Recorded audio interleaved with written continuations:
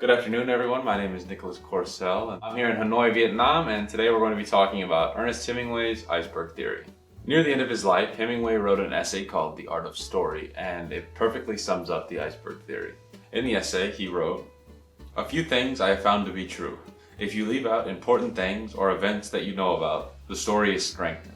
If you leave or skip something because you do not know it, the story will be useless." Basically, all the iceberg theory is giving your readers a little bit, but knowing a lot. So think about how an iceberg functions in the ocean, right? You're in a massive cruise ship or you're in some sort of boat in the middle of the Atlantic Ocean and you see just a little tip of ice.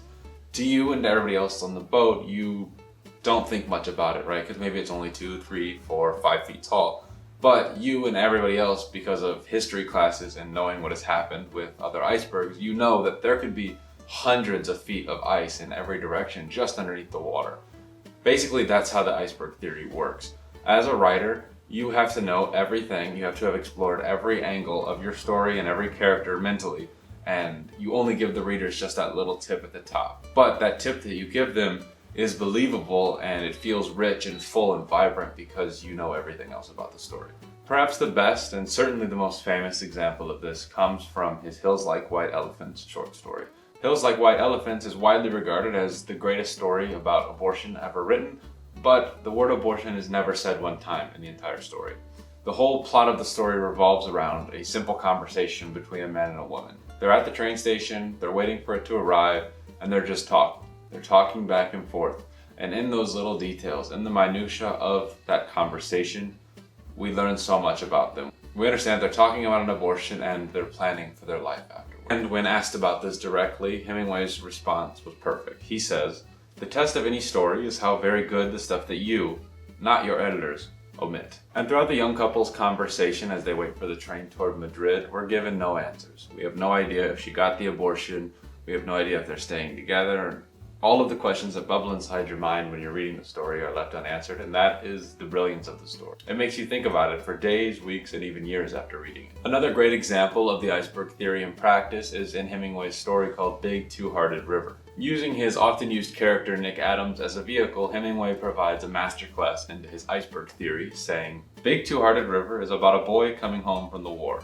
So the war, all mention of the war, anything about the war, is omitted." And I think it's this confidence that he has in himself as a writer to create a story and omit what most people would view as the most important thing or the point of the story. And just trust that the reader will understand that is what makes his work so compelling and, as he likes to call it, true. Most writers would want to hold the reader's hand a little bit, or at least feel the inclination to hold the reader's hand, right? Like if I'm writing a story and it's about a war, I might worry that if I don't say the word war, if I don't mention fighting or going overseas or something like that, that my readers won't understand. And so I'll want to hold their hand and spoon feed the details to them.